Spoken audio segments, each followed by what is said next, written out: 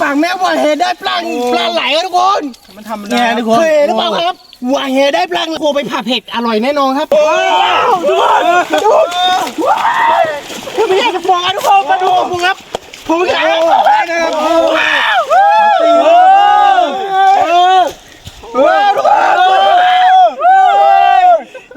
พี่ทุกคนตัวใหญ่ๆว้าวมาเลยนะครับดูทุกคนเราได้ตัวใหญ่มากเลยอร่อยแน่นอนครับพี่ทุกคนโอ้ตัวใหญ่ๆเลยครับผมสดเลยครับอร่อยมากวันนี้มาพบกับผมจอดได้ครับวันนี้ผมพาเพื่อนมาหวังแห่งที่บ่องนี้ครับผมเพื่อนเพราะว่ามันเป็นบ่องแบบว่างที่ตรงนั้นแม่น้ำเมยมันเชื่อมต่อกันฮะตอนนี้คือแม่น้ำเมยมันน้ำมันโล่งแล้วก็คือน้ำมันขังแล้วนะฮะเหลือเป็นบ่องเดียวไม่รู้ว่ามันจะมีปลาหรือเปล่าครับวันนี้ผมมากับเจ้าวาครับแล้วก็เจ้าซูครับแล้วก็บัมแม่ครับโอเคค่ะวันนี้มากับปักแม่กิ้งคนเดิมด้วยครับผมว่าวันนี้ปักน่าจะได้ปังเยอะนะครับทุกคนเราดูกันนะครับผมได้แน่นอนครับวันนี้ใครจะได้เยอะสุดนะฮะคนที่ได้น้อยสุดคือต้องไปโคทำให้เขากินฮะต้องย่านให้เขากินฮะเราดูกันนะครับทุกคนว่าคุณน่าจะได้เยอะนะเพราะว่าแห่ของผมใหญ่มากๆครับย้าเราไปเลยย้าเราไปเลยโอ้น้ำลึกเหมือนกันนะเนี่ยทุกคนว้าวแหเราจะยาวครับเฮ้ยแล้วที่นี่แต่ล่าไปได้ดูวะทีนี้มันแหมันไม่ค่อยกลางทุกคนผมยังไม่ดักนานนะฮะบอกว่าคนน่าจะมีปลานะทุกคนเราไม่มีที่นี้เป็นบ่อใหญ่เหมือนกันนะฮะแต่มันไม่สักข้อสักท้าเลยอ่ะน่าจะไม่โดนนะทุกคนเฮ้ยหรือว่าปลาไม่มีตอนนี้ยังไม่ได้นะครับผมปลาได้เปล่าปลาไม่ได้นะครับทุกคนมันโดนครับได้ทุกตัวเลยผมว่าคุณน่าจะมีปลานะทุกคนรอบที่สองนะครับ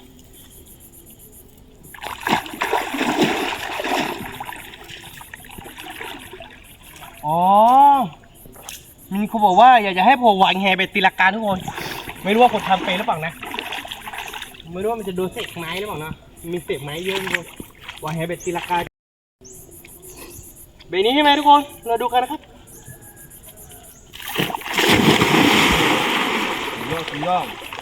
สุดยอดนะครับได้เลยไม่รู้ว่าจะได้ปลาหรือเปล่านะครับเราเตรียมไว้โกกันเลยถือปลาเสี้ยแล้วเนี่ยไอ้ก็มาเลยว่าแหเบ็ดตีลังกาเลยไม่จริงเลยตอนนี้ยังว่าแหเบ็ดตีลังกายังไม่ได้ปลาทุกคน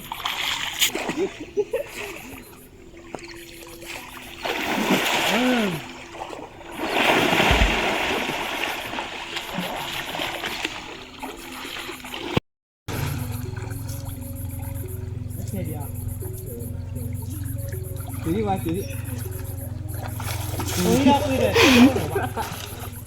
เสือบ้านนี้อ่ะนี่หนึ่งบ้านนี้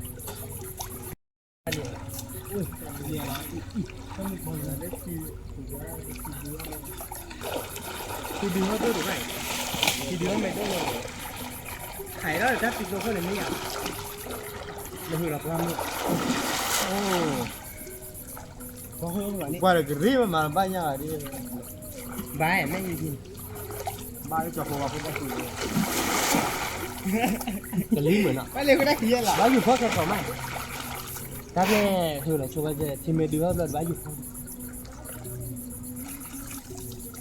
Aku mesti dah. Ni mesti tu dia. Wah.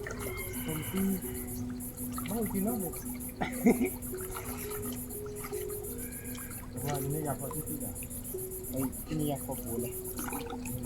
Cứ mua có tự có hi, tiền cái gì rồi.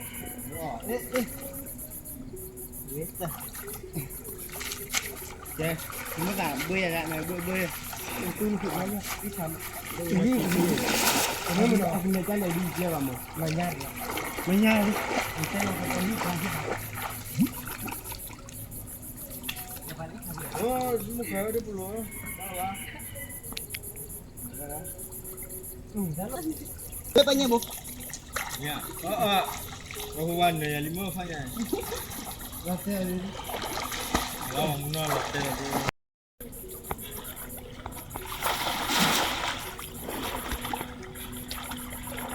Ya supaya kelama malah ya. Mam lại bên này.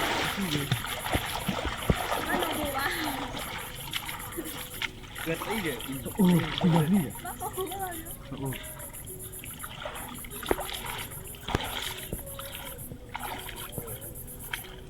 Babu dah. Babu. Bangsat.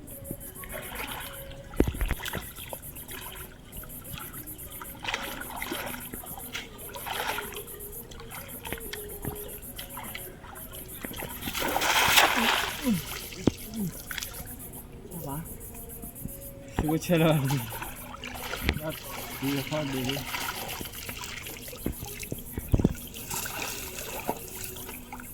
Terus ke habis. Ke tinggal.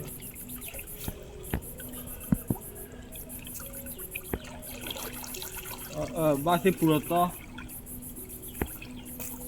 Macam awal.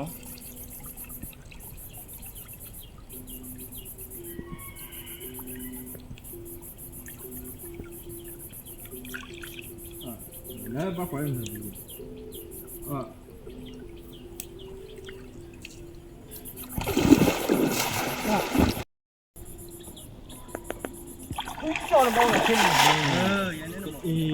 Ni agli lah. Agli masih dia lah. Apa cara bang? Jalan.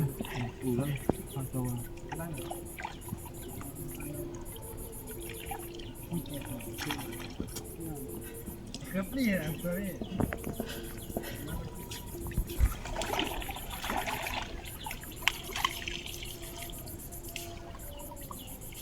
Anh nở bây giờ khá là đi.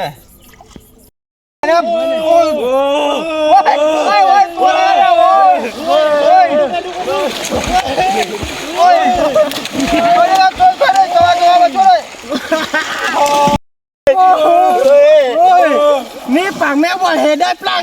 ไหลครับทุกคน มันทำ เนี่ยทุกคนเคยหรือเปล่าครับว่าเฮได้ปลาไหลครับทุกคนโอ้คุณทุกคนตัวใหญ่นะครับตัวใหญ่มากทุกคนไปผัดเผ็ดอร่อยแน่นอนครับหรือไปย่างกีก็อร่อยแน่นอนครับผมสูตรจากกะละมันเตียนถามอีกแล้วครับทุกคน ไอ้ยังจีเยอะเลย น้ำมันตัวบอกไอ้ซีนยำเลยโอ้ย Itu boy ba. nó màตีบัตร Ba là vừa vừa cho. ตะกี้ปากแม่ว่าแหได้ปลาไหลตัวนึงนะว่าผมก็คงจะไม่แพ้ปากแม่นะทุกคนเดี๋ยวผมจะเอาปลาให้ได้นะครับไม่รู้ว่าตอนนี้จะวาได้กี่ตัวแล้วนะครับทุกคนรอดูกันนะครับ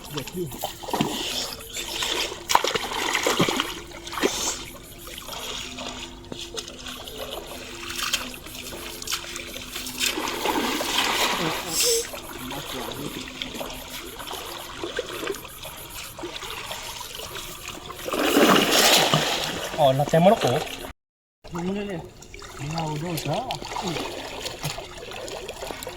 วันนี้คือมาอาบน้ำเฉยๆนะครับ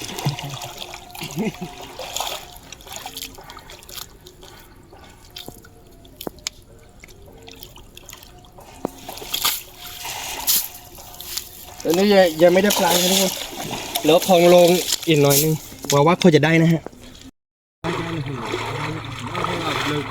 นับลายนี่เนาะต้องมือทีเหลือใหญ่เนาะ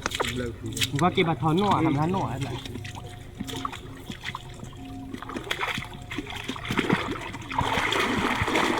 แล้วนี่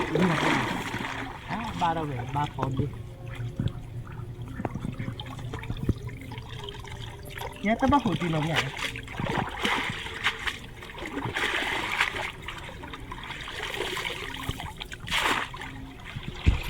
บ้าหัวเดียวเลยตาเขินเลยเดี๋ยวเจ็บแล้วจะได้บอกเจ็บบกเลย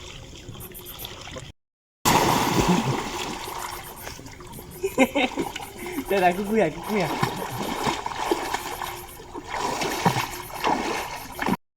ปากแม่งได้แค่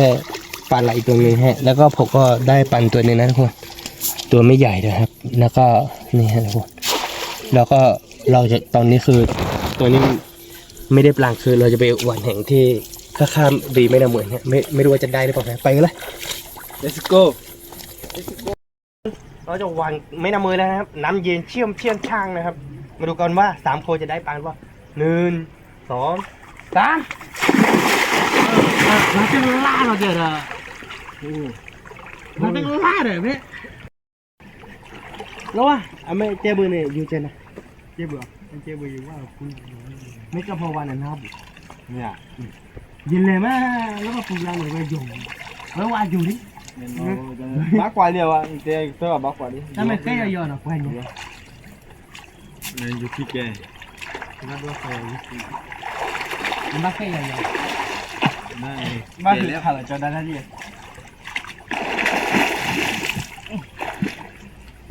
โอ้ตัวว้าวโดนได้ไงวันนี้โอ้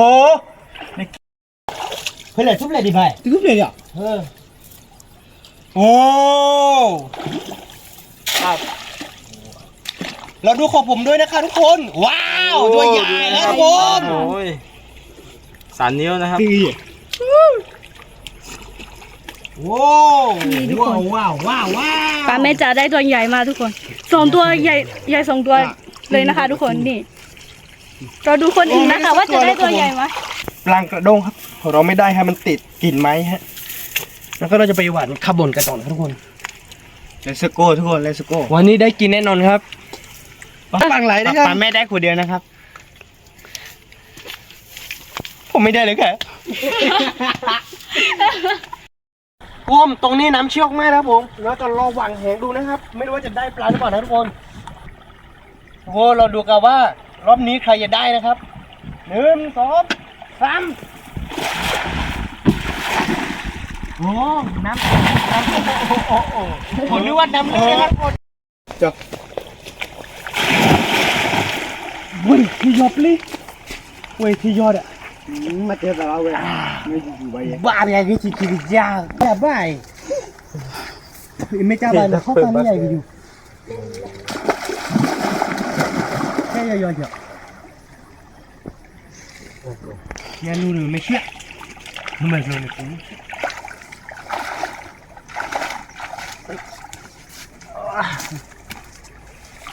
เฮ้ยบ้าบูเว้ยโอเคก็เว้ย น่าเหลี่ยอ่ะ รอบ้านพ่อรักหรือ คือบ้า หรือ คือบ้าน เนื้อหมอทุกคนได้ตัวหนึ่งครับทุกคนแต่ว่ามันตัวเล็กครับนี่ทุกคนได้ตัวหนึ่งปลาน้ำมาไม้ไผ่ครับทุกคนได้ตัวหนึ่งครับทุกคนตัวใหญ่ครับมาเร็วทุกคนนี่ครับทุกคนได้1 ตัวแล้วครับผมอร่อยจัดครับ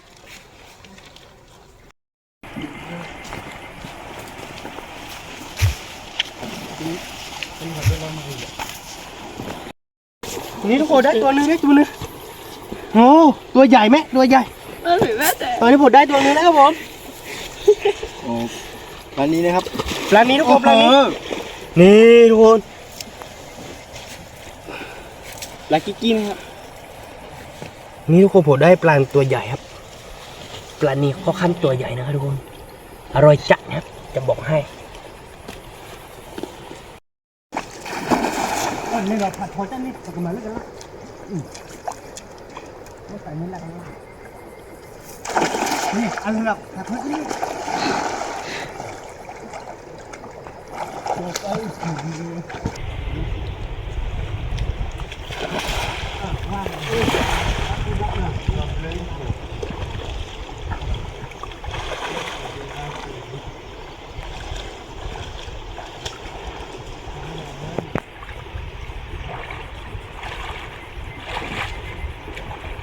โอ้ทุกคนได้มาดู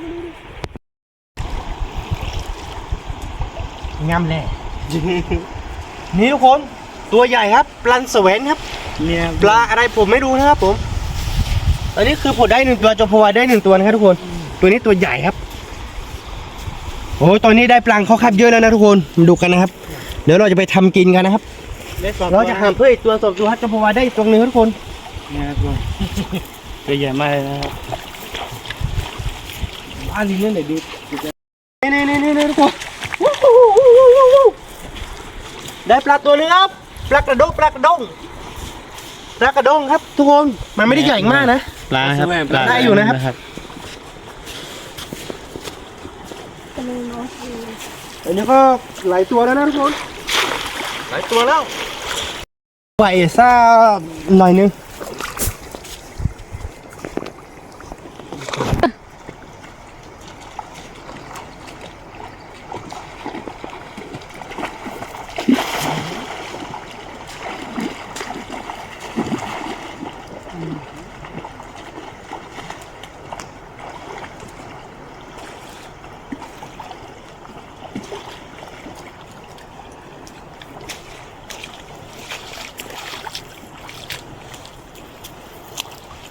เฮ้ยได้ปลาตัวใหญ่ทุกคนนี่ทุกคนได้ตัวใหญ่ครับดูแม่ดูนี่ปลาขาวครับทุกคนปลาขาวตัวใหญ่ครับผม ตัวใหญ่มากเลยนะครับ โอ้อร่อยจัดงั้นจะบอกให้นะทุกคนนี่ตัวใหญ่ๆเลยครับผมทุกคนตอนนี้คือเฮ้ยเดี๋ยวเราจะหวานกันต่อนะครับทุกคนไม่รู้ว่าปลาจะมีเยอะขนาดไหนนะครับปลามีเยอะแน่นอนอยู่แล้วแต่ว่าอยู่ในน้ำลึกนี่ผมไม่แน่ใจนะครับโอ้ปลาจับไป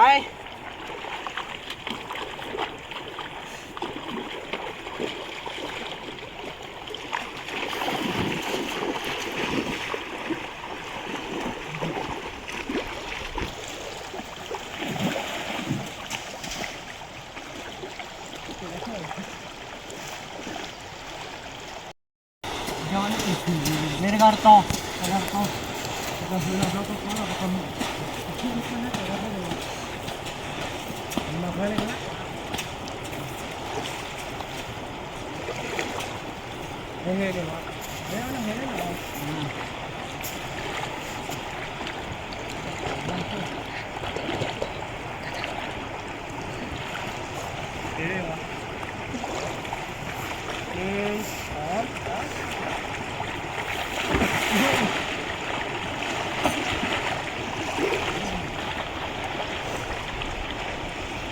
เราดูกันนะครับว่าใครจะได้นะครับ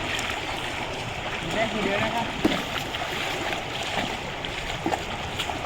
ว้าวไม่ได้เลยทุกคนป๋าได้ไหมป๋า ไม่ได้เลยครับ ว้าวตัวใหญ่แม่ตัวใหญ่ว้าวหลายตัวเลยว้าวว้าวว้าวทุกคนดูว้าวไม่ใช่กระป๋องทุกคนมาดูกระป๋องครับ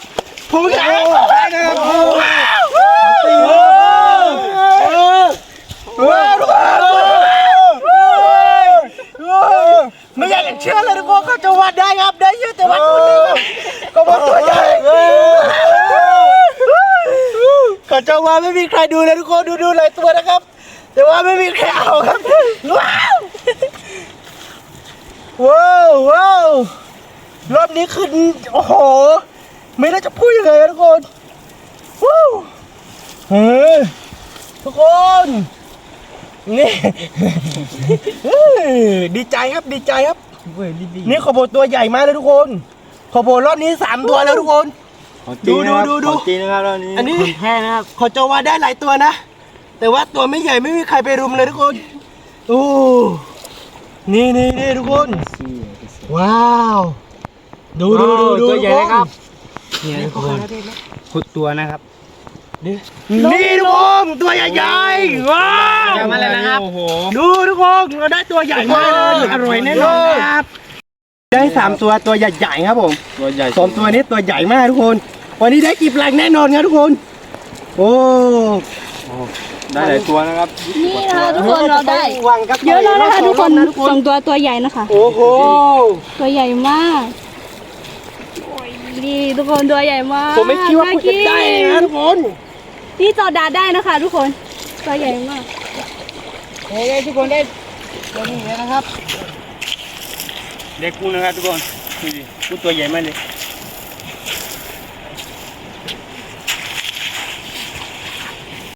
ปลาตัวใหญ่อะ ตัวเมื่อกี้นะครับ ได้ทีเดียว2ตัวเลยเนาะ ว่าลุยว่าลุย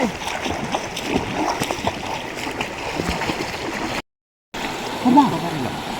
อุ้ยยูรักตุ้งก็มาทุบเหล็กมาดิอุ้ยยูรักมาชูเลยทุบเหล็กต่อเฮ้ยทุบเหล็กปะว้านี่นี่ทุกคนว้าวไม่ถ้าผมไม่เล่นยูรักชุบเป็นทุกคนได้อีกตัวนึงครับปลาอะไรผมไม่รู้นะครับเพื่อนๆนี่เขาเรียกว่าปลาอะไรครับมันตัวเตี้ยกว่าปลาที่ผมได้เมื่อกี้เป็นปลาอะไรนะผมไม่รู้นะทุกคนปลาหมูหรือเปล่านะครับน่าจะเป็นปลาหมูทุกคนเมื่อกี้ตัวใหญ่นะครับนี่ทุกคนลูกปลาหมูทุกคน พิเศษเลยด้านนี้ ทุกคนมันแทบปากแม่เมื่อกี้ทีนึงนี่ทุกคนลูกปลาหมูครับถ้าโตขึ้นได้ตัวใหญ่กว่านี้เยอะนะทุกคนอันนี้มันเป็นลูกนี้ปลาหมูนี่ถ้าโตขึ้นนี่ไซส์ไหลลงนะทุกคนนี่ตัวใหญ่อยู่นะครับวันนี้ผมโชคดีนะครับผมได้เยอะแล้วทุกคนดูตัวนี้ได้ทั้งปลาโกดแล้วก็ปลาหมูแล้วก็ปลาขาวเยอะแยะทุกคนไม่รู้จะพูดอะไรแล้วนะครับทุกคนมันดีแรกมากเลยผมให้ปากแม่ลงไปจับให้ผลมันน่าจะหลุดนะทุกคนโอ้โหทุกคนได้ปลาเยอะมากเลยทุกคนโอ้โหโอ้ได้ปลากับโดกกันแด้นะครับ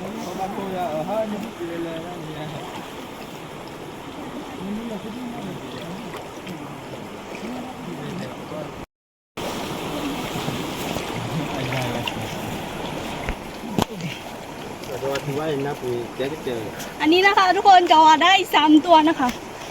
นี่ทุกคน โอ้โหตัวได้แล้วนะครับ ตัวใหญ่เหมือนกันนะคะทุกคน ทำได้แล้ววันนี้ ใช่ค่ะจอได้หลายตัวแล้วนะคะทุกคน เดี๋ยวจอดซูนะครับไม่รู้จอดซู จอดูไม่ได้เลยสักตัวเดียวนะคะทุกคนอันนี้นะคะทุกคน ดูเวลาที่จอดซูแล้วโชว์ฝีมือแล้วนะครับ นี่ได้4ตัวนะคะทุกคน โอ้ได้ปลาครับตัวได้ปลาทุกคน จอดซูได้ ว้าวไม่ธรรมดาเหมือนกันนะเนี่ยได้ทั้งปูได้ทั้งปลาแล้วผมโอ้ได้ไก่ตัวนี้นะครับจะโผล่มาป้าบัวโอ้โหนี่จาวาก็ได้ปลาเหมือนกันทุกคนมาดูจาวาก็ได้ปลาครับตัวใหญ่มากเลยนะครับโอ้ตอนนี้ปลาเยอะทุกคนเราได้ปลาเยอะจัดกระมาเต็มไข่แล้วนี่นะครับทุกคนนี่ก็เล่น เทปูมาโอ้ ได้แล้วนะครับ ละกวนเล่นนะครับ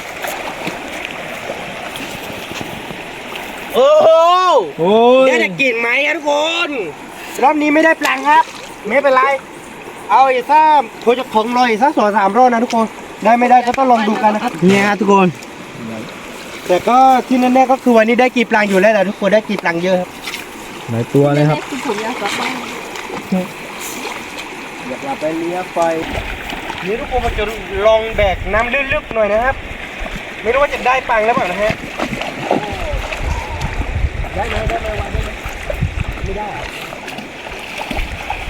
ไม่ได้เลย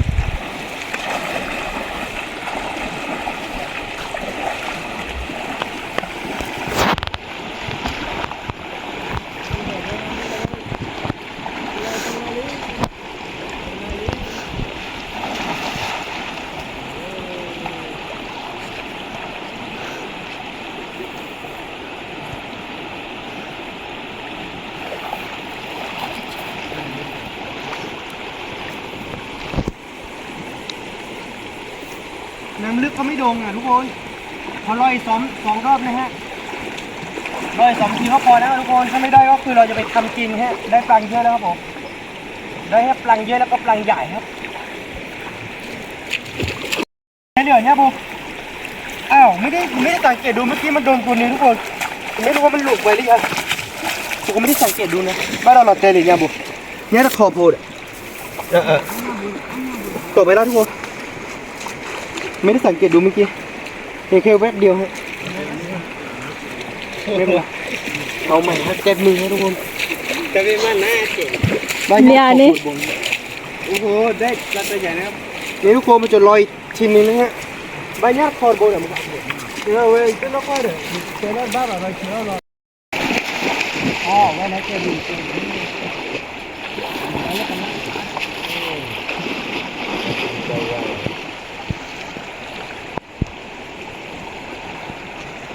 เยอะอย่างเงี้ย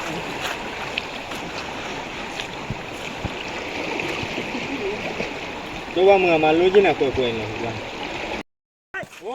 ได้แล้วนี่ว้าว ได้แล้วนะครับ ปลาขาวตัวใหญ่แล้วทุกคนวู้ไม่คิดว่าจะได้ครับทุกคนนี่ ได้ที่เดินนะครับ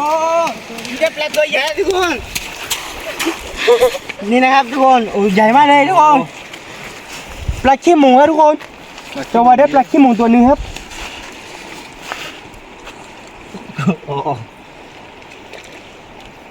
โอ้ปลาขาวครับทุกคน ได้อีกตัวแล้วนะครับ น้ำลึกน้ำเชี่ยวนี่มีปลาเยอะหน่อยนะทุกคน นี่นะครับทุกคน อันนี้ปลาขี้หมูครับทุกคน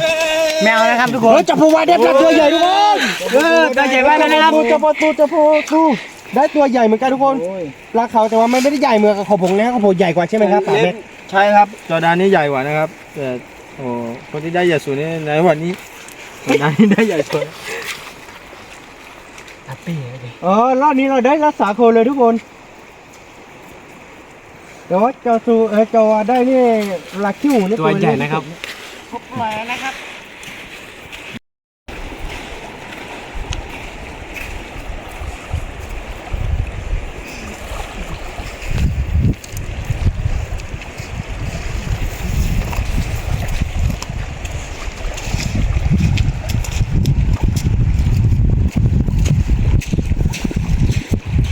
โอ้ไม่ได้เลย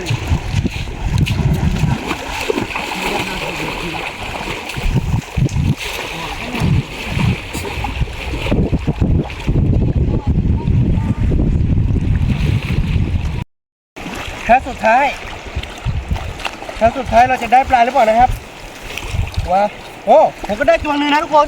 โอเคไม่ได้ปลาครับมาดูครับทุกคน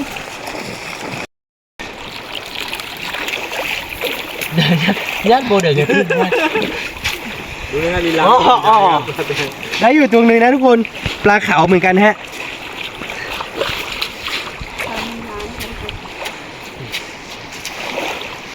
จะลงแห่พร้อมกันนะครับทุกคน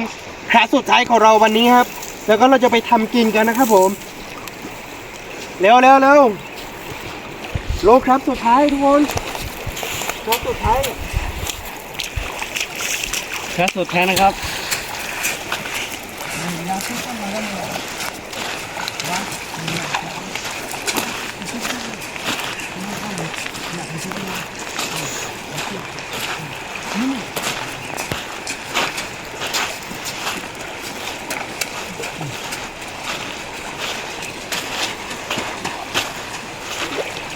ครั้งสุดท้ายของเราทุกคน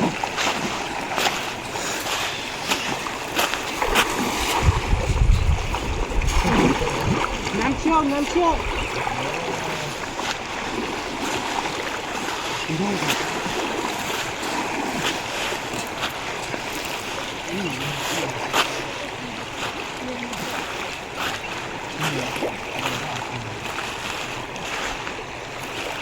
รั้งสุดท้ายไม่ได้ปลาครับทุกคน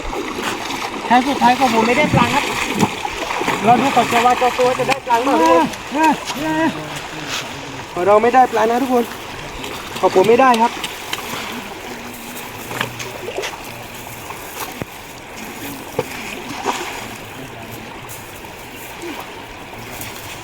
น่าจะไม่ได้ โอ้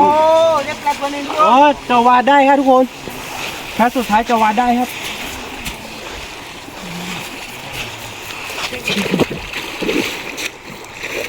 วันนี้ผมได้แต่ปลาเล่นนะครับปลาใหญ่ผมไม่ได้นะครับ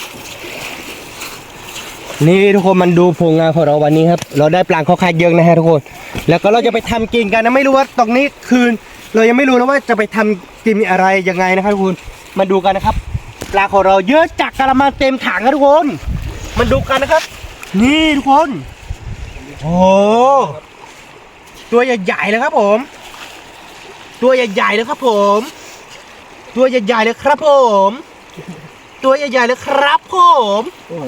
ตัวยาว ตัวนี้เขาตัวใหญ่ๆครับทุกคน ๆตัวใหญ่ นี่ตัวใหญ่ๆ ตัวยาวๆเว้ยทุกคน วันนี้เราได้นะปลากดคานปลาขาวปลากระโดกแล้วก็ปลาหลายครับปลาขี้หมูก็ได้ครับทุกคนนี่วันนี้ได้เยอะมากเลยทุกคนมาดูกันนะครับนี่ทุกคนได้เยอะครับเดี๋ยวเราจะไปทำเมนูอะไรเราดูกันนะครับทุกคนนี่ทุกคนวันนี้เราก็ได้ปลาตัวใหญ่ตัวยาว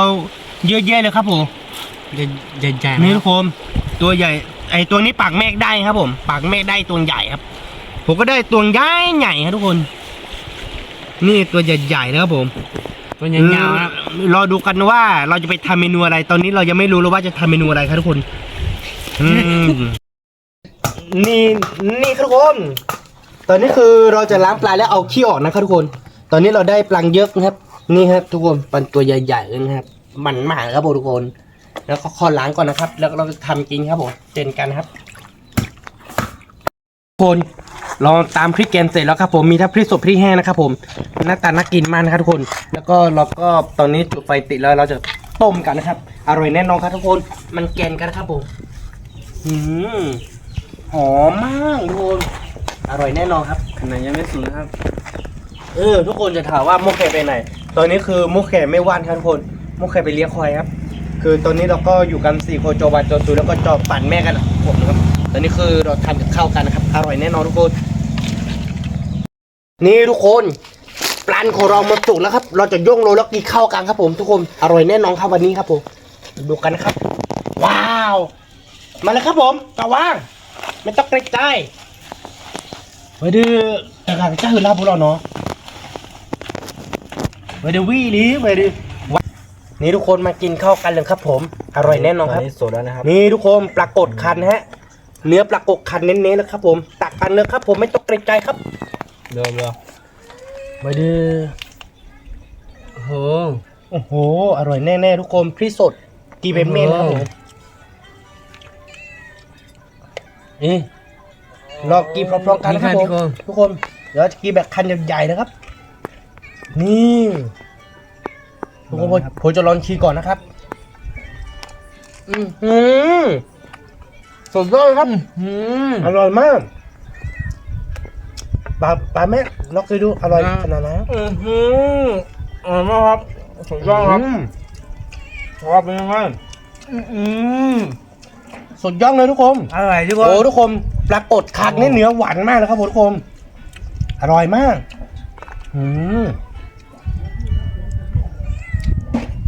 ใหญ่ๆนะครับใหญ่ๆเลยนะครับเนี่ยนี่ครับทุกคนพี่เน้นๆนะครับผมอร่อยทุกคนอร่อยแบบว่าดิจิถอยแล้วครับทุกคนอร่อยแบบว่าดิจิถอยครับนี่ทุกคนพี่สดๆนะครับผมอร่อยมากที่สุดเลยนะครับเนี่ยทุกคนพี่ใหญ่ๆนะครับ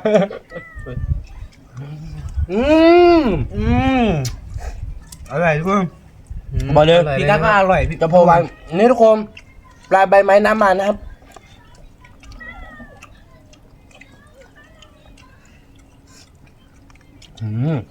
วิ่งมาเนาะนี่ครับบูนนะครับ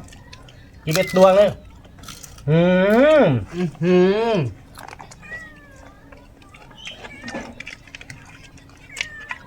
ผมจะลองกินปูเหมือนจอซูนะครับทุกคนดูกันนะครับตัวใหญ่ๆครับ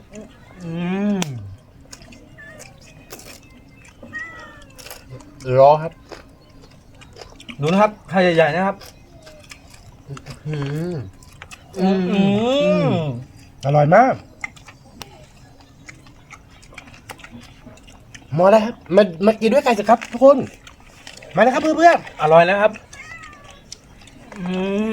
อร่อยทุกคนอยู่ในปากนะครับนี่ทุกคนดูนะครับผมกินปลาแบบว่านี่ทุกคนกินทั้งตัวนะผมร้อยเข้าไปในทะเลก่อนจอใดนะครับผมกินทั้งตัวเลยนะครับ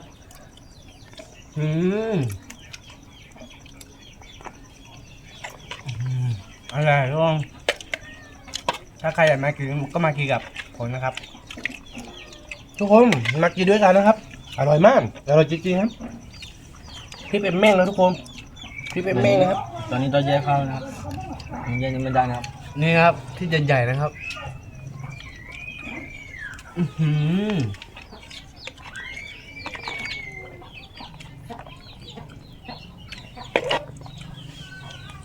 ทุกคนปลากระดกนี่อร่อยมากเลยครับผม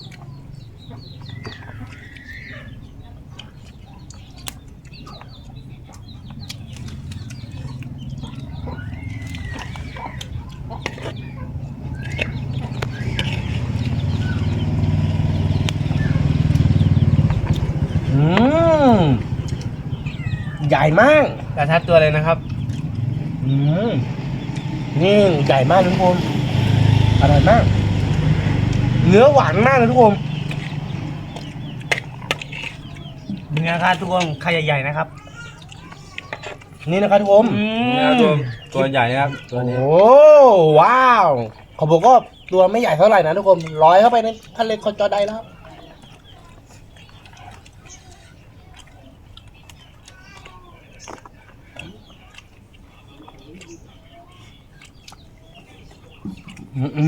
แซ่บมาก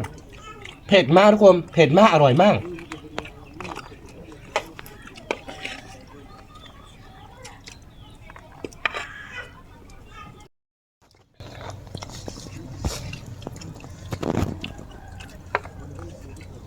นี่นะครับทุกคน อร่อยทุกคน ปลาเขาตัวใหญ่ๆทั้งตัวเลยนะครับผม นี่นะทุกคนปลาเข่านะครับ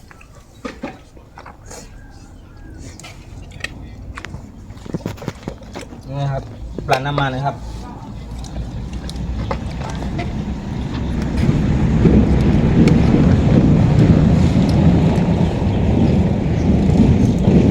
นี่ครับลำหวานเค็มนะครับ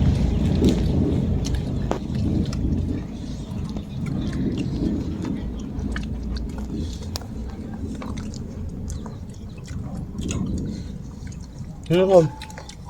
หัวใหญ่มากออกเหลืองหมดแล้วครับ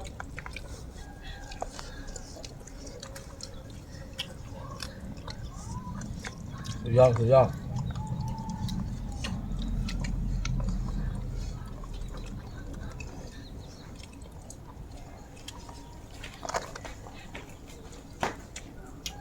รวมผมจะลองกินปลานี้ไม่น้ำมันนะครับ อร่อย ร้านนี้ไม่น่าเมยทั้งตัวเลยนะครับทุกคนร้านนี้มีก้านเยอะนะทุกคนร้านนี้ทั้งตัวครับ อร่อย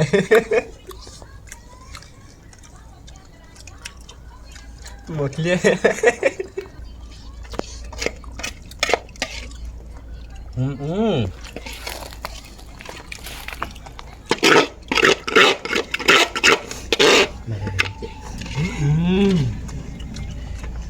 กคนอร่อยมากจนไม่รู้อธิบายไม่ถูก ทุกคน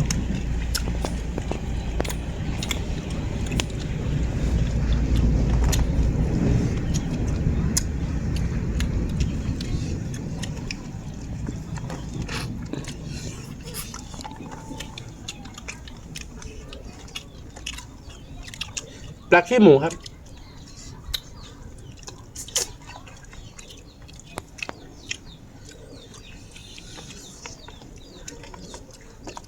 ทุกคนตอนนี้คือหมดแล้วครับเหลือแต่คลื่นครับที่เป็นเม็ดๆแบบนี้ทุกคนสู้ไม่ไหวครับ